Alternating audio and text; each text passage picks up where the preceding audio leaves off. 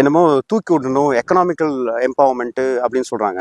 Economic empowerment அவங்க வந்து பேக்வர்டா இருக்கிறாங்க, அவங்களுக்கு கொஞ்சம் தூக்கி விடணும். அப்படி இன்னொருத்தர் என்ன சொல்லுவார், நல்லா படிச்சவரே சொல்லுவார், நாங்கெல்லாம் 10 ஜென்ரேஷன் படிக்கல, நாங்க இப்பதான் வரோம், அதனால எனக்கு வந்து நீங்க அதுக்கு தான் முன்னுரிமை கொடுக்குறாங்க. அதுக்கு கொள்கை கிடையாது. அதை எடுத்து ஆர்கியூ பண்றதுக்கு உங்களுக்கு அந்த ஆர்குமெண்ட் கிடையாது. ஏன்னு கேட்டா உங்க சாதி புரிதல் ரொம்ப குறைவுன்னு சொல்ல வரேன். எல்லாத்துக்குமே, எல்லா தலைவர்களுக்குமே சாதி புரிதல் கம்மின்னு சொல்ல வரேன். அதனாலதான் பாருங்க, இஸ்லாமியர் ஒருத்தர் வெட்டப்படுறாரு பறையறனால அதை வந்து கண்டிக்கிறது அண்ணன். நேற்று உச்ச நீதிமன்றம் வந்து 3% இடஒதுக்கீடு செல்லும், இடஒதுக்கீடு பட்டியல் சமூகத்துக்குள்ள கொடுக்கலாம் அப்படின்னு சொன்ன தீர்ப்பை வந்து நான் கண்டிப்பா வரவேற்கிறேன். அதை வந்து ஒரு தரப்புல நான் வரவேற்பேன், ஆனா இன்னொரு தரப்பு அதை வந்து இன்னொரு பக்கம் நான் வரவேற்கிறத கொஞ்சம் ஒரு கேவியட்டோட பண்றேன். அதாவது ஒரு சில கருத்துக்களை வச்சுதான் நான் அதை வரவேற்கிறேன். எனக்கு கொஞ்சம் பயமும் இருக்கு அந்த உள்ஒதுக்கீடுனால. ஆனா அதுக்கு காரணம் என்னன்னா, இந்த பட்டியலின சமூகத்தில் நடக்கக்கூடிய சாதி தீண்டாமை அது ரொம்ப மோசம். நீங்க வந்து சுப்ரீம் கோர்ட் ஜட்ஜ்மெண்ட்டை எடுத்து பாருங்க. ஜட்ஜ்மெண்ட் பக்கம் வந்து 98 பக்கம் போய் பாருங்க. அந்த 98 பக்கத்துல என்ன சொல்லியிருக்குன்னா, ஜட்ஜ்மெண்ட் இது வந்து ஒரே கம்யூனிட்டி கிடையாது, இது வேற வேற கம்யூனிட்டி அப்படின்னு சொல்லி 3 ரெஃபரன்ஸ் கொடுக்குறாங்க. என்ன ரெஃபரன்ஸ்னா, ஒன்று வந்து குஜராத்தில் வந்து பட்டியலின சமூகத்துக்குள்ளேயே 99.9%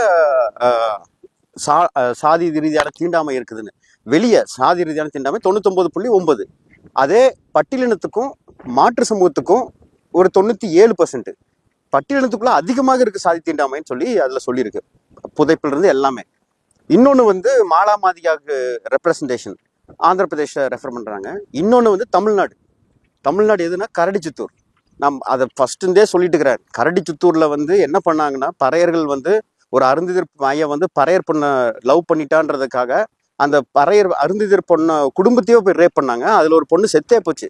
கரடிச்சித்தூர் அந்த கள்ளக்குறிச்சி பக்கத்துல 2 வீடு போற வீட்டுல அருந்ததி இருக்காங்க, இதெல்லாம் பறையர்கள். அந்த பகுதி ரொம்ப வளமானது, பறையர்களுக்கு எல்லாத்துக்குமே நிலம் இருக்கு. 2 போகம் நெல் விளையும், நல்லா வளமா இருக்கு. அது முதல்ல ஒரு வந்து பறையர் சமூகத்தை சேர்ந்தவர் ஒரு அருந்ததிர் பொண்ணை கூட்டிட்டு போயிடுறாரு. அப்ப வந்து எப்படி பிரிக்கணும்னு பாக்குறாங்க பறையர்கள். அப்ப அது பிரிக்க முடியல, அது ஆணா இருக்கிறதுனால சிக்கலா போயிடுச்சு, விட்டுட்டாங்க.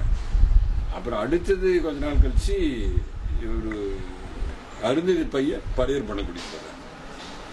கூட்டிட்டு போய் தாம்பரத்துல இருக்காரு.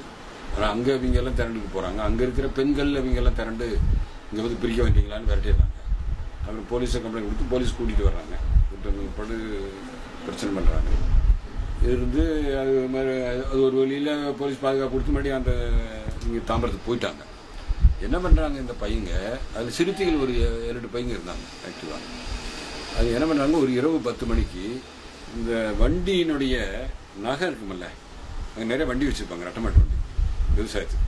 அந்த நகத்தை உருவி ஒரு 7-8 பேர் சேர்ந்து போய் கதவை இடிக்கிறான். இடிச்சு போல வந்துட்டு உள்ள போறான். உள்ள போனோடனையும் வந்து 3 பெண்கள் ஒரு ஆண் இருக்காங்க. அதுல ஒரு பொண்ணு ஒரு 18 வயசு 19 வயசுக்கு வெளுப்பா நல்லா இருக்கும் அந்த வயசுல. அதை குறி வைக்கிறானுங்க. அந்த பொண்ணு உடனே பாவாடை அப்படி நல்லா சுருட்டி கடிக்குது. வந்து அதில் ஒரு பொண்ணும் வந்து 8 மாசம் கருவா இருக்கு. அதை உதைக்கிறாங்க, பறையரு கட்டி உதைக்கிறாங்க. அந்த ஆளை அடிச்சு அப்படியே ஒரு மூலையில உட்கார வச்சிடறாங்க. இந்த பொண்ணை போட்டுக்கிட்டு அப்படியே கீழே தள்ளி மேலே ஏறி படுத்து பரல்றாங்க. அது நல்லா உருட்டி கட்டியிருந்தனால ரேப் பண்ண முடியல, கடிச்சிருக்காங்க கூட. அங்கிட்ட வந்து அப்புறம் வந்து இது உண்மை அறிவும் குழு போச்சு. அதில் வந்து தலித் முரசுன்னு ஒரு பத்திரிகை நடக்குது.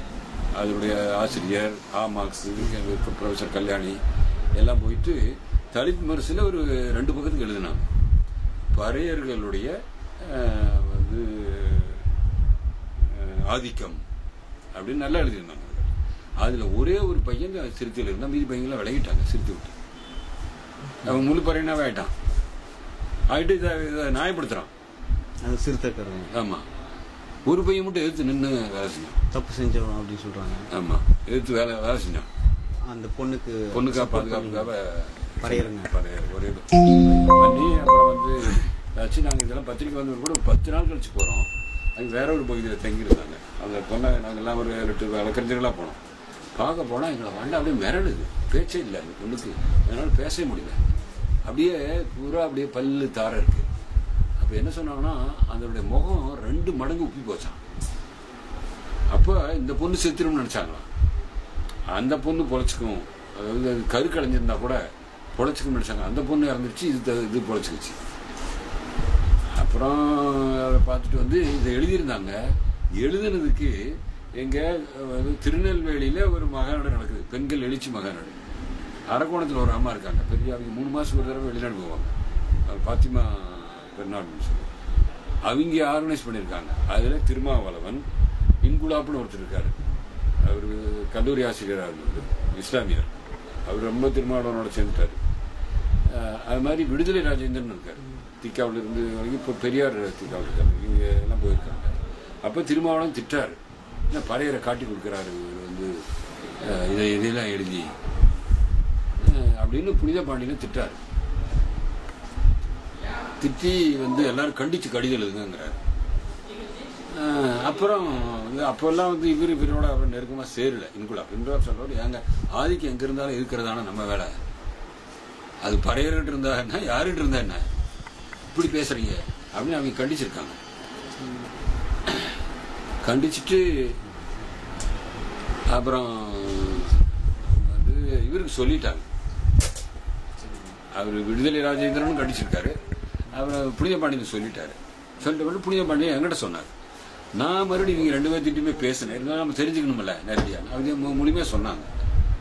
நம்ம படுப்பு இது மாதிரி தான் இருக்காங்க. அப்போ எப்படி பாருங்க, அவங்க பிரிவை வச்சுக்கிட்டு அந்த பிரிவை ஏமாத்துறது தானே வேலை. பறையர்களை ஏமாத்திக்கிட்டு தானே சபாரி பண்ணிட்டு இருக்காங்க. அப்ப இந்த சாதி ஒழிப்புல இவங்களுக்கெல்லாம் உடன்பாடே இல்லை. ஆனா சாதி ஒழிப்புன்னு மகன் நடத்துவாங்க. அந்த ஏரியால போய் பண்ணாங்க. அதை வந்து தலித் முரசு ஆசிரியர் வந்து அது எழுதுறாரு. என்னன்னு சொல்றாருன்னா, பறையர்களுடைய சாதி வெறி. இதுக்கு முன்னாடி ஒரு வீடியோ கூட போட்டிருப்பேன். அப்போ வந்து விசிகா தோழர்கள் வந்து அதுல இன்வால்வ்டா இருக்கிறாங்க. அப்போ அண்ணன் வந்து இது வந்து ரத்தன தோழரும் சொல்றாரு. ரத்தன தோழரும் உட்காந்து திருமாவளவன் சொல்லியிருக்காரு, என்னங்க நம்ம ஜாதி இப்படி காட்டி கொடுக்குறாங்கன்னு சொல்லியிருக்காரு விசிகால. நான் இப்ப பேசுறது அண்ணன் மேல தப்பு சொல்ல, நடந்ததை நான் பதிவு பண்றேன். ஏன்னா இப்ப அதை நீங்க கேட்டிருக்கணும். அப்ப கேட்கல. அண்ணன் வந்து என்ன சொல்லிட்டாரு, திருமாவளவன் அதெல்லாம் மூடி மறைக்க பார்த்தாரு. அதை வந்து அண்ணன் எடுத்து செஞ்சிருக்கணும். திருமாவளவன் என்ன பண்ணிருக்கணும், தப்பு நடந்துருச்சா, இப்படி பண்ணாதீங்கடான்னு சொல்லியிருக்கணும். அண்ணன் அது பண்ணல. அதனால என்னாச்சுன்னா பப்ளிஷ் பண்ணாங்க ரிப்போர்ட்டை. அந்த பப்ளிஷ் பண்ண ரிப்போர்ட்டை அறிஞர்கள் வந்து நாங்க படிச்ச பின்னாடி நாங்க வந்து அந்த கள ஆய்வுல போறோம், என்ன அறிஞர்களுக்கு எல்லா பக்கம் தீண்டாமை நடக்குதுன்னு. அங்க போன பின்னாடி தான் என்ன தெரிஞ்சதுன்னா, இந்த மாதிரி கள நிலவரம் அறிஞர்களை வந்து பறையர்கள் ரொம்ப ஒடுக்குறாங்க, பல்லர்களும் அறிஞர்களும் ஒடுக்குறாங்கன்னு சொல்லி கள நிலவரம். அதை ஆவணமா படுத்துறோம், அதை ரிசர்ச் பண்றோம். நாங்க படிச்சுட்டு இருக்கனால ஆர்டிக்கலா போட்டோம், EPWல ஆர்டிக்கலா போட்டோம். இன்னைக்கு சுப்ரீம் கோர்ட் வந்து அந்த ஆர்டிக்கலை தான் ரெஃபர் பண்ணியிருக்கு. கரடிச்சுத்துறை ரெஃபர் பண்ணி தான் சொல்லியிருக்கு. ஆக்சுவலா இருக்கிற ஆர்குமெண்ட்ல இந்த ஆர்குமெண்ட் ரொம்ப பவர்ஃபுல்லா ஆர்குமெண்ட். ஏன்னா வயலன்ஸ் இருக்குது இல்ல, மற்றதுல டிஸ்கிரிமினேஷன், அவங்க என்ன வேணாலும் சொல்லிட்டு போயிடலாம். இதுல வயலன்ஸ் இருக்குன்னு சொல்லி ரெஃபரே பண்ணியிருக்காங்க. பறையர்கள் வந்து அறிஞர் பொண்ணை ரேப் பண்ணாங்கன்னு சொல்லி கூட ரெஃபர் பண்ணியிருக்காங்க. இதுல நான் எழுதின ஆர்டிக்கல். அதுக்கு உண்மையாலுமே இந்த உள்ளொதுக்கீடு வந்ததுக்கு 1000 பேர் எல்லாருமே போராட்டம் பண்ணி எல்லாம் பண்ணாலுமே ஆய்வு ரீதியாக போராட்டம் பண்ணி இருந்தது தமிழ் இது தலித் முரசு ஆசிரியர் புனித பாண்டியன். அவர் வாழ்க்கையவே தியாகம் பண்ணி அந்த புத்தகத்தை கொண்டு வந்தார். அவர் கொண்டு வந்த ஆய்வு தான் இன்னைக்கு உள்ளொதுக்கீடுக்கு, அந்த அன்னைக்கு கவர் பண்ண அந்த ஸ்டோரி தான் உள்ளொதுக்கீடுக்கு அவருக்கு கிடைத்த அந்த மக்களுக்கு, பாதிக்கப்பட்ட மக்களுக்கு அவங்களுக்கு அன்னைக்கு நியாயம் கிடைச்சிருக்காது, கண்டிப்பா நியாயம் கிடைச்சிருக்காது. ஆனா இன்னைக்கு உள்ளொதுக்கீடு வந்ததுக்கே அந்த மக்கள் பட்ட அநியாயத்துக்கு பறையர்கள் எதிர்த்து கேட்காம இருந்தனாலதான். அதுக்கப்புறம் என்னாச்சுன்னா, அதுக்கப்புறம் அண்ணன் விசிக்காங்க, அண்ணன் வந்து திருந்தினாங்களா, சந்தையூர்ல போய் சூறை கட்டி வச்சுட்டு உள்ள வர வேணான்னு சொல்லி போராடுறாங்க. அப்ப என்ன பண்ணாங்க, விசிக்காங்க வந்து பட்டியலின சமூகத்துக்குள்ளேயே வந்து அறிஞர்கள் என்ன பண்ணாங்க, நாகை திருவள்ளுவன் தோழர் அண்ணன் எல்லாத்தையுமே சின்ன பையன் அண்ணனை மீச மாதிரி வச்சுட்டா இது பெரிய ஆள் ஆயிடுவாரா அப்படின்னு சொல்லி கேவலமா போஸ்ட் அடிச்சாங்க. இது அண்ணனுக்கு தெரியாம இருக்குமா, அவ்வளோ இது. சரி அது விடுங்க. இப்ப பாருங்க, இந்த பக்கம் பல்லர்கள் வந்து அறிஞர்களை வெட்டி கொண்டாங்க. அதுக்கு எத்தனை பேர் கண்டனம் தெரிவிச்சீங்க? கண்டனம் தெரிவிக்கல. நீங்க வந்து அமைதியா இருக்கிற வரைக்குமே இது வெடிச்சுக்கிட்டே இருக்கும். எத்தனை பேர்த்துக்கு இப்ப பாதிப்பு. உள்ளொதுக்கீடு இப்ப கிரிமிலேயர் கொண்டு வரணும்னு சொல்றாங்க. இதுல கிரிமிலேயர் கொண்டு வரணும்னு சொல்லி போட்டிருக்கு. உங்களுக்கு விருப்பம் இருந்தா கொண்டு வரலாம், அதை கொண்டு வருவாங்க கண்டிப்பா. ஏன்னா தெரியும், எந்த மாதிரி ஆட்சிகள் மாற எல்லாமே காட்சிகளும் மாறுன்ற மாதிரி எல்லாமே மாறதான் செய்யும். SC/ST ரிசர்வேஷனை மட்டும் டச் பண்ணாம இருந்த காலம், நம்ம எல்லாம் SC/ST ரிசர்வேஷன் தொட முடியாதுன்னு சொல்லிட்டு இருந்த காலத்து மாறி இன்னைக்கு SC/ST ரிசர்வேஷனை தொட்டாங்க. ஏன் தொட்டாங்கன்னா அது அவங்க காரணம் இல்லை, நம்ம ஒற்றுமையா இல்லாதனால. ஒரு பிரச்சனைன்னு ஒண்ணு நடந்தா, பட்டியல் சமூகத்துல நடந்தா ஏன் எல்லாருமே நானும் ஒண்ணு நீயும் ஒண்ணுன்னு சொல்லி பேசுறது? ஒண்ணு வேணும். பாரஞ்சி தன்னன்ட்ட நீலம் பண்பாட்டு மையத்தை நான் பல முறை சொல்லிட்டேன். அவங்க என்ன பண்றாங்க, ஒரு பறையர் வந்து பாதிப்படைஞ்சிருந்தா பறையர்னு போடுறாங்க, பறையர் பாதிப்படைஞ்சிட்டாரு அப்படின்னு சொல்லி போடுறாங்க. அதே ஒரு பறையர் வந்து கொன்றாரு அப்படின்னு சொன்னா அது பறையர்னு போடாம பட்டியலன்னு போடுறாங்க. இப்ப வந்தது மட்டும்னா சந்தையூர்ல எனக்கும் பாரஞ்சித்தனனுக்கும் வந்த பிரச்சனையே அதுதான். என்ன சொன்னாருன்னா, ட்விட்டர்ல வந்து அவர் என்ன கேட்டாருன்னா, பட்டியலின சமூகத்துக்குள் நடக்கக்கூடிய பிரச்சனைகளை தீர்த்து வைக்கணும்னு சொன்னாரு. ஆனா அதுக்கு முன்னாடி தான் விழுப்புரத்துல கலவரம் வெடிச்சது. அந்த கலவரத்துல வன்னியர்களை ரெஃபர் பண்றாரு, பறையர்களே போடுறாரு. அப்ப பட்டியலின் போடல, அப்ப போடுறாரு. இப்ப பாதிப்படைஞ்சது பிசியா இருந்தா நீ வந்து கரெக்டா போடுறீங்க, பாதிப்படைஞ்சது இஸ்லாமியரா இருந்தாலும் போடுறீங்க. ஆனா வெற்றவன் பாதிப்படைஞ்சது பறையரா இருந்தா பறையர்னு போடுறீங்க. ஆனா பாதிப்படைஞ்சது அருந்ததியரோ பாதிப்புக்கு உள்ளாக்கப்பட்டது வந்து பறையரோ பல்லரோ அந்த மாதிரி இருந்தா நீங்க என்ன பண்றீங்கன்னா, அந்த சாதி உங்க பறையர் சாதியை மட்டும் ஏன் கொண்டு வந்து நீங்க பறையருக்கு நான் வேலை செய்யறதா சொல்லல. உங்க கூட இருக்கிற தோழர்கள் எல்லாமே ஜென்ரேஷன் மாறிட்டு இருக்குது, எல்லாருமே ஒன்னா இருந்து போராடணும்னு இருக்கிறாங்க. அந்த மாதிரி சமயத்துல நிறைய பேர் அதை எதிர்க்கவும் செய்யதான் போறாங்க. ஆனா நீங்க என்ன பண்ணணும்னா, ஒன்றிணைச்சு போக பார்க்கணும். அது ஒரு ஏன்னா நான் என்ன சொல்ல வரேன்னா, சாதி இதுக்கெல்லாம் காரணம் நீங்க புத்தவா என்னென்னமோ கொள்கைகளை வச்சுட்டு இருந்தாலுமே, புத்திசம் எல்லா கொள்கையை வச்சுட்டு இருந்தாலுமே, நான் சொல்ல வர்றது என்னன்னா, உங்களுக்கு சரியான கொள்கை கிடையாது. அதை எடுத்து ஆர்குமெண்ட் பண்றதுக்கு கொள்கை கிடையாது. அதை எடுத்து ஆர்கியூ பண்றதுக்கு உங்களுக்கு அந்த ஆர்குமெண்ட் கிடையாது. ஏன்னு கேட்டா உங்க சாதி புரிதல் ரொம்ப குறைவுன்னு சொல்ல வரேன். எல்லாத்துக்குமே, எல்லா தலைவர்களுக்குமே சாதி புரிதல் கம்மின்னு சொல்ல வரேன். அதனாலதான் பாருங்க, இஸ்லாமியர் ஒருத்தர் வெட்டப்படுறாரு பறையறனால, அதை வந்து கண்டிக்கிறது அண்ணன் இவரு சிந்தனை செல்வன் அண்ணன் கண்டிச்சு பெரிய போஸ்டர் போட்டாரு. சிந்தனை செல்வன் அண்ணன் தான் சந்தையூர்லயும் சப்போர்ட் பண்ணாரு. ஆனா என்ன பண்றது, விசிகால அண்ணனுங்க நிறைய பேர் எதிர்த்தாங்க. அது இன்னமும் எதிர்த்துட்டா இருக்காங்க. இன்னமும் அந்த சூழ்நிலை அப்படிதான் இருக்கு. அதனால இப்ப பாருங்க என்ன சொல்லியிருக்குன்னா, நல்லா புரிஞ்சுக்குங்க. ஏன்னா இது இதோட முடியறது இல்லை. கிரிமினல் விடுங்க, எனக்கு அது கவலை இல்லை. இன்னும் நல்லா புரிஞ்சுக்குங்க, SC/ST வழக்கையே நாங்க வந்து இதை வச்சு ஆர்கியூ பண்ண போறோம். என்ன ஆர்கியூ பண்ண போறோம்னா, நீங்க வந்து SCs வந்து ஒண்ணு இல்லை, ஹெட்ரோஜினியஸ் சொல்லியாச்சு. அப்படி நீங்க ஹெட்ரோஜினியஸ் சொன்ன பின்னாடி அப்ப SC/STக்குள்ள நடக்கக்கூடிய வன்கொடுமைகளையும் சாதி ரீதியான வன்கொடுமை தான், அதுதான் அவங்களும் சொல்றாங்க. அதனால அந்த வன்கொடுமை வழக்கையும் நீங்க வந்து இது பண்ணணும், திருத்தணும். என்ன திருத்தணும்னா, SC/STக்குள்ள நடந்தாலும் அது வன்கொடுமையா பதிவு பண்ணணும். அது ஒண்ணு. இன்னொன்னு, ரிசர்வேஷனை பத்தி பேசும்போது எல்லாரும் என்ன நினைச்சுக்கிறீங்கன்னா, ரிசர்வேஷன் என்பது என்னமோ தூக்கி விடணும், எக்கனாமிக்கல் எம்பவர்மெண்ட் அப்படின்னு சொல்றாங்க. எக்கனாமிக் எம்பவர்மெண்ட் அவங்க வந்து பேக்வர்டா இருக்கிறாங்க, அவங்களுக்கு கொஞ்சம் தூக்கி விடணும். அப்புறம் இன்னொருத்தர் என்ன சொல்லுவார், நல்லா படிச்சவரை சொல்லுவார், நாங்கெல்லாம் 10 ஜென்ரேஷன் படிக்கல, நாங்க இப்பதான் வரோம், அதனால எனக்கு வந்து நீங்க அதுக்கு தான் முன்னுரிமை கொடுக்குறாங்க. ஐயோ தயவு செஞ்சு அப்படி இல்லை. ரிசர்வேஷன் ஆர்கியூமெண்ட் புரிதல ரொம்ப ரொம்ப தப்பு. அது இதுக்கு ஒரு எடுத்துக்காட்டு என்னன்னா, அம்பேத்கர் சொன்னதுதான். அம்பேத்கர் வந்து லா படிச்சுட்டு வராரு. படிச்சுட்டு மும்பை போய் லா அங்க சொல்லி தரும் பொழுது அந்த காலேஜ்ல தூக்கி வீசிடுறாங்க பெட் எல்லாத்தையும். இவரு சொல்லி கொடுத்து அவங்க சொன்னது, இவரு சொல்லி கொடுத்து நாங்க படிக்கணுமா, ஒரு SC சொல்லி கொடுத்து நாங்க படிக்கணுமான்னு சொல்லி தூக்கி வீசிடுறாங்க. அதனாலதான் அம்பேத்கர் என்ன சொல்றாருன்னா, ஒரு அரசு ஊழியர்கள் மத்தியில ஒரு SC ரிசர்வேஷன் ஒண்ணு இருந்தாதான் எனக்கு கட்டாயமா நீ எடுத்தே ஆகணும். குவாலிஃபிகேஷன் இல்லைன்ட்டு இல்லை, நீ எனக்கு கொடுக்கவே மாட்டேங்கிறிய. இதை இன்னும் புரிதலுக்கு நான் கொண்டு வரேன். உங்களுக்கெல்லாம் பாப்பாப்பட்டி கீரிப்பட்டி ஞாபகம் இருக்கா? தயவு செஞ்சு இப்ப இருக்கிற தோழர்கள் எல்லாம், இந்த generation 90s kids 2000 Pappapatti Keeripatti எல்லாம் போய் பாருங்க. இன்னும் அவங்களுக்கெல்லாம் எப்ப நியாயம் கிடைக்கும்னு தெரியல. பாப்பாப்பட்டி கீரிப்பட்டியில எல்லாம் பஞ்சாயத்து எலெக்ஷனே வைக்கல. ஏன்னு கேட்டா, பஞ்சாயத்து எலெக்ஷன்ல ஒரு ரிசர்வ் தொகுதியை பண்ணிட்டாங்க. ரிசர்வ் தொகுதி ஒருத்தர் நமக்கு தலைமையா நிக்கணுமா அப்படின்னு சொல்லி விடல. அதுக்குதான் ரிசர்வேஷனை கொண்டு வந்து அதுக்குதான் ரிசர்வேஷன் கொண்டு வந்தாங்க படிப்புலயும். ஏன்னா படிப்புல இப்ப எத்தனை பேர் ப்ரொமோஷனுக்காக அலைஞ்சிட்டு இருக்கிறாங்க. ப்ரொமோஷன் வந்து எனக்கு கிடைக்கிறது இல்லை, நான் SCயா இருக்கிறனால அப்படின்றாங்க. அது வந்து சாதி ரீதியான தீண்டாமைய பள்ளிக்கூடங்களில் இருக்கு. அந்த சாதி ரீதியான தீண்டாமைகளை ஒடுக்குவதுக்குன்னு இல்லை, அதை வந்து நீர்த்து போக வைக்கிறதுக்கு தான் SC/ST ரிசர்வேஷனை வந்து கொண்டு வந்தது படிப்புக்குள்ள. சரி, இப்ப கொண்டு வந்தாச்சு.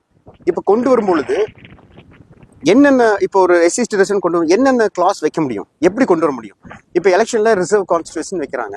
அந்த மாதிரி ஒரு 18% வச்சா அதுல என்னென்ன கிளாஸ் கொண்டு வரணும்? இது ஒரே ஒன்று தான் கொண்டு வர முடியும். எப்படின்னு கேட்டா, இப்ப இருக்கிற நடைமுறை, அதை விட்ட வேற நடைமுறையா இல்லை. என்ன நடைமுறைனா, ஓகே 18% கொடுக்குறீங்க, அந்த 18%ல அந்த கட் ஆஃப் மார்க் எதுனா SCs எழுதுவாங்க, அவங்களும் எழுதுவாங்க. இவங்க எத்தனை மார்க் எடுத்திருக்காங்க, கடைசியில் ஒரு 10 சீட் இருக்கா, அந்த 10 சீட்ல வந்து கடைசி மார்க் வந்து 99னா இவங்க எடுத்து 98னா அப்போ எஸ்சி கேட்டகரியில் அவனுக்கு கொடுத்துடணும் நீ வேலைன்னு சொல்கிறாங்க. அதே மாதிரி அதே சமயத்தில் 99% வாங்கினா அவனை வந்து வெளியே கொண்டு போய் ஓசி கேட்டகரியில் போடணும்னு சொல்கிறாங்க. அப்படிதான் நம்ம எஸ்சி/எஸ்டி ரிசர்வேஷன் இருக்குது. ஆனால் அப்படி இம்ப்ளிமெண்ட் பண்ணுறாங்களா? இல்லை. எஸ்சியில் 100க்கு 100 எடுத்தால் கூட அவனை எஸ்சி கேட்டகரியில் தான் போடுவாங்க. அது வந்து நடைமுறையில் இருக்குது. அது அப்போ இந்த மாதிரி ஒரு மார்க் சதவீதத்தில் தான் கொண்டு வர முடியும். இப்போ இவனும் 100 மார்க் எடுத்துட்டான், இல்லை இவன் 10 மார்க் வச்சுட்டான், இவன் வந்து 10 மார்க்கு, அவன் வந்து 20 மார்க் எடுத்திருக்கான். இப்போ 2 பேருக்கு போட்டி போட சொல்ல முடியுமா? இல்லை 18 பேர் எவன் அப்ளை பண்ணானா ஃபர்ஸ்ட் கம் ஃபர்ஸ்ட் சர்வ் கொடுக்க முடியுமா? கொடுக்க முடியாது. அது ஆப்ஷனே கிடையாது. எந்த ஆப்ஷனுமே கிடையாதுனால தான் ஒரு பெஸ்ட் மெத்தடு ஆக்சுவலாக அம்பேத்கர் கொண்டு வந்த பெஸ்ட் மெத்தட் இது. என்ன மெத்தட்னா பெர்சன்டேஜ் வைஸாக சீட் கொடுக்குறது. அந்த பெர்சன்டேஜ் வைஸ் இப்போ எப்படி ஆர்குமெண்ட் போயிடுதுன்னா மெரிட் ஆர்குமெண்ட் போயிடுது. இதுதான் நம்ம போய் விழுந்துடும். அதனால தான் பார்த்தீங்கன்னா நிறைய ஃபோட்டோஸ் இருக்கும். என்ன ஃபோட்டோஸ் இருக்குன்னா ஒரு அந்த மாதிரி சுவர் இருக்கும், ஒரு சுவத்துல ஏணி மாதிரி இருக்கும், நமக்கு ஒரு ஏணி ஸ்பெஷலாக இருக்கிற ரிசர்வேஷன் கிடையவே கிடையாது. அப்புறம் ரன்னிங்கில் இருக்கும், ரன்னிங் ஓடும்போது நம்மளும் ஓடுவோம் அவங்களும் ஓடுவோம், ஆனால் நம்மளை வின் பண்ணேன்னு சொல்ல மாட்டான். ஒன்றுமே வேணாம். இப்போ கூட நடக்கலையா ஒரு ஒலிம்பிக் இதில் போய் ஒரு கருப்பின மக்கள்ன்றனால, இந்த டான்ஸ் இதில் ஒரு கருப்பின மக்கள்ன்றனாலே அவங்களெல்லாம் ஒடுக்குனாங்க. அந்த ப்ரொடெக்ஷனுக்காக தான் அவங்க அப்பாயின்மெண்ட் பண்ணுற கமிட்டிலேயே சாதி இருக்குது, எல்லா பக்கம் சாதி இருக்குன்றனால தான் எஸ்சி/எஸ்டி ரிசர்வேஷனை கொண்டு வந்தாங்க. இப்போ கடைசியாக சொல்ல வர்றது எஸ்சி மக்களுக்கு முக்கியமாக சொல்ல வர்றது. அப்புறம் இந்த யூடியூப் சேனல்ஸுக்கும், இந்த யூடியூப் சேனல்ஸ் எப்போ பார்த்தாலும் எதையோ எடுக்கிறீங்க. ஒரு அறிஞர் பட்டியலினத்தினால பாதிக்கப்பட்டா நீங்கள் ஒருத்தருமே கவர் பண்ணுறதே இல்லை. அதுக்கு நீங்கள் கவர் பண்ணியிருந்தா நான் இன்னத்துக்கு நான் எங்கேயாவது படிச்சுட்டு எங்கேயாவது இருந்திருப்பேன். ஏன் இந்த வேலையை தூக்கி வச்சு பண்ணிட்டு இருக்க மாட்டேன். அப்போ நீங்கள் யாரும் கவரும் பண்ணுறதில்ல. அப்போ எஸ்சியில் மக்களுக்கு சொல்ல வர்றதுன்னா சாதி தீண்டாமல் எங்கே இருந்தாலுமே எதிர்க்கணும். அதுதான் சாதி. அம்பேத்கர் கொள்கையை நீங்கள் எடுத்துக்கிட்டிங்கன்னா எங்கே இருந்தாலுமே எதிர்ங்க. அறிஞர் பண்ணாலும் சரி, பறையர்கள் பண்ணாலும் சரி, சக்கிலிகள் பண்ணாலும் சரி, தேவேந்திரர்கள் செஞ்சாலும் சரி. ஆனால் நீங்கள் பண்ணுறதில்ல. அதுதான் ஒரு சாதா. இப்போ அறிஞர்கள் வந்து பாதிப்பா, அறிஞர் மட்டும் பேசுவாங்க. பறையர்கள் பாதிப்பா, அறிஞர்கள் போய் சப்போர்ட் பண்ணுவாங்க, ஆனால் அவங்களும் பேசுவாங்க. ஆனால் அறிஞர்கள் முன்னே பண்ணுவீங்க. பல்லர்கள் பாதிப்பா, பல்லர்கள் எடுத்து செய்வாங்க, அவங்க இது பண்ணுவாங்க. அதனால என்னன்னா அப்படி இல்லாம நம்மளாம் ஒற்றுமையா இருந்து சாதி எதிர்த்து போராடினா மட்டுமே தான் இந்த எஸ்சி/எஸ்டி வழக்கை காப்பாற்றப்படும். இனிமேல் வரக்கூடிய ஜென்ரேஷனாவது ஒன்னா இருக்கும். நம்ம ஒன்னா இல்ல, எல்லாமே போயிடும். இன்னும் கடைசியா இன்னொன்னு மட்டும் சொல்லிக்கிறேன். இப்போ கிரிமிலேயரை கொண்டு வரணும்னு சொல்றாங்க. நான் என்ன சொல்றேன், எஸ்சி/எஸ்டி ஸ்டூடெண்ட்ஸ் நம்மெல்லாம் ஒண்ணுமே இல்லை. என்ன பண்ணாலுமே அதிகார மட்டத்தில் இருக்கிறது நம்ம எஸ்சி தலைவர்கள் தான் இருக்கிறாங்க. அவங்கள நம்பி தான் நம்ம இருக்கிறோம். அப்படின்னு இருக்கும்போது நான் கேட்கறது என்னன்னா, இந்த படிப்பை ஏன் எல்லாரும் டார்கெட் பண்றீங்க? பொலிட்டிக்கல் ரிசர்வேஷன் இருக்கு இல்லையா, அதை வேணா நீங்க சொல்லுங்களேன். ஒரு ஜென்ரேஷன் கொடுங்க, இன்னொரு ஜென்ரேஷன் கொடுக்காதீங்க. ஒருத்தர் 2 முறை நிக்கட்டும், 3 முறை நிக்கட்டும், 4-5 முறை நின்றுட்டு என்ன பண்றது? ஒரே எஸ்சி தொகுதியில வேற ஒருத்தர் வரக்கூடாது அங்க. அப்ப அதுக்கு பேசலாம்ல. Representation politics. அம்பேத்கர் சொன்னது ஓட்டு. அம்பேத்கர் பாருங்க, படிப்பையும் எலெக்ஷனையும் ரொம்ப முக்கியத்துவம் கொடுத்தாரு. நம்ம எப்ப பார்த்தாலும் இதை தான் பாக்குறோம். இன்னைக்கு உத்தரப்பிரதேஷ்ல இப்போதைக்கு என்ன சொல்லிட்டு இருக்காங்கன்னா, இது வந்து கருப்பு தினம்னு சொல்லிட்டு இருக்காங்க. கண்டிப்பா சொல்றேன், இது வந்து கருப்பு தினம் எங்களுக்கும் தான். ஏன்னு கேட்டா, நம்ம வந்து சண்டை போடும்போது ஒருத்தர் நடுவில் புரிஞ்சு நியாயம் சொல்றதே எங்களுக்கு இங்க கருப்பு தினம் தான். ஆனா நீ தான் அப்படி பண்றியே, நீ என்னைக்காவது எங்களுக்காக வந்து நின்றுக்கியா? நிக்கல. அப்ப அப்படிதான் இருக்கும். கருப்பு தினம் தான் உனக்கும் கருப்பு தினம், எங்களுக்கு மட்டும் என்ன? உனக்கு ஒரு வழினா எனக்கும் தான் வழி. அந்த மாதிரி நீ ஃபீல் பண்ணும். இப்ப எங்களுக்கு சந்தோஷமா இன்னொரு கொடுக்குறாங்களா, நீ வாழ்த்து தெரிவிக்கணும். இதனால எங்களுக்கு எவ்வளவு பாய் தெரியுமா உள்ளதுக்குனால. இப்ப மேற்கு மாவட்டத்துல வந்து முழுக்க அறிஞர்கள் இருக்கிறாங்க. இந்த மேற்கு மாவட்டத்துல வந்து 18 சீட் இருக்குது. இந்த 18 சீட்டும் அறிஞருக்கு 3% தான் கொடுப்பாங்க. மீதி எல்லாம் அப்ளை பண்ண முடியாது. ஏன்னு கேட்டா நீங்களா ஓப்பன்ல போகக்கூடாதுன்னு சொல்லிடுவாங்க. அது மற்றவங்களுக்கு கொடுத்துருவாங்க. அப்ப எத்தனை பேருக்கு போக முடியும்? மேற்கு மாவட்டத்துல 3. அதே நார்த்ல போங்க, நார்த்ல போனா ஃபுல்லா பறையர்கள் தேவேந்திரர்கள் இருப்பாங்க. அங்க 3% ஓகே. இங்க வந்து அப்படி இல்லை. அதனால பாதிப்பு எங்களுக்கு ஒரு பக்கம் நல்லது நடந்தாலுமே, அந்த பக்கம் கிடைக்கிறதுனாலுமே இந்த பக்கம் எங்களுக்கு நல்லது இல்லை, எங்களுக்கு கெட்டதுதான். அதனால என்ன சொல்ல வரேன்னா, நம்ம வந்து ஒற்றுமையா இருந்தா மட்டுமே வரக்கூடிய பிரச்சனைகளை நம்மளால ஃபேஸ் பண்ண முடியும். அட்ராசிட்டிஸ் நடக்குதா, எல்லாரும் எதிர்ங்க, எல்லாரும் எதிர்த்து எல்லாரும் நம்ம எல்லாம் ஒண்ணு அப்படின்னு சொல்லிட்டு இருந்தா மட்டுமே இந்த மாதிரி பிரச்சனைகளை நம்ம தடுக்க முடியும். அரசாங்கம் நம்ம தலையில கை வைக்கிறது, நம்ம வயிற்றுல கை வைக்கிறது. அப்புறம் இந்த எஸ்சி/எஸ்டி ரிசர்வேஷன், பொலிட்டிக்கல் ரிசர்வேஷனை நம்ம டிஸ்கஷன் பண்ணி அவங்களை நீங்க ஸ்டாப் பண்ணணும். ஆக்சுவலா அது வந்து ஒரு விவாதமா கொண்டு போகணும். இன்னைக்கு நமக்கெல்லாம் தலைமையா இருக்கிறது அவங்க தான், பொலிட்டிஷியன்ஸ் தான். என்னதான் ரோஹித் வெம்லா மூவ்மெண்ட் நடந்தாலுமே அதிகாரத்துல யார் இருக்கிறா? எஸ்சி/எஸ்டி எம்பிஸ் தானே இருக்கிறாங்க. அவங்க நமக்கு என்னைக்கா கொடுத்துருக்காங்களா? என்னைக்கு எப்ப பார்த்தாலும் எஜுகேஷன் தான் பிடிக்கிறாங்க. ஏன் எஜுகேஷன் பிடிக்கிறாங்க? இன்னைக்கு ஒண்ணு வேணாம், இந்த இன்னர் ரிசர்வேஷன் வந்ததுக்கே எஜுகேஷன்ல பண்ற அகடமிக்கல் ஆக்டிவிட்டிஸ் தான். அப்ப அகடமிக்ஸ் வந்து ரொம்ப முக்கியம். அந்த ரொம்ப முக்கியத்தை தலையெழுத்தே மாற்றும், நாட்டினுடைய தலைவெழுத்த எஜுகேஷன் மாற்றும். அந்த எஜுகேஷன் தான் இவங்க கர்டெயில் பண்ண பாக்குறாங்க. ஏன்னா பொலிட்டீஷியன்ஸை கர்டெயில் பண்ணிக்கலாம், பொலிட்டீஷியனை ஆஃப் பண்ணிடலாம், ஜமாளிச்சுக்கலாம். அதான் வேங்க வயல ஒண்ணுமே நடக்கலையே, அட்ராசிட்டிஸ்ல எதுவுமே நடக்கலையே இது வரைக்குமே நம்ம ஆட்சி வந்த பின்னாடி. அதனால என்னன்னா, பொலிட்டிஷியன்ஸ் எல்லாத்தையும் சமாதானப்படுத்தி சம்சா ஏஜென்ட் அன்னைக்கே காஞ்சிராம் எழுதினாரு. அந்த மாதிரி தான் இருக்குது இப்பயும். சம்சா நம்ம எம்எல்ஏ எம்பிங்க எல்லாம் சம்சாவா தான் இருக்கிறாங்க. ஆனா எஜுகேஷன் அப்படி இல்லை, எல்லாருமே போராடுறோம், தப்பு நினைச்சா எல்லாருமே எதிர்க்கிறோம். ஆனா இந்த மாதிரி எஜுகேஷனை கர்டேல் பண்றதுக்கு தான் இந்த அரசாங்கம் வந்து எப்ப பார்த்தாலும் கிரிமிலேயர் உள்ள விடு, இந்த எஸ்சி/எஸ்டி ரிசர்வேஷனை டிவைட் பண்ணு அப்படின்னு சொல்றது. அதுக்கு காரணம் என்னன்னா நம்ம தான் காரணம், நம்ம மேலதான் பழியை சுமத்துக்கணும். இன்னைக்கு கருப்பு தினம்னா நம்ம சமூகம் செய்த தப்புனால அதனுடைய இத்தனை நாள் பாதிப்படைஞ்சவங்களுக்கு பேசாம இருந்த பத்தியா, அதனாலதான் இன்னைக்கு கருப்பு தினம் நமக்கு.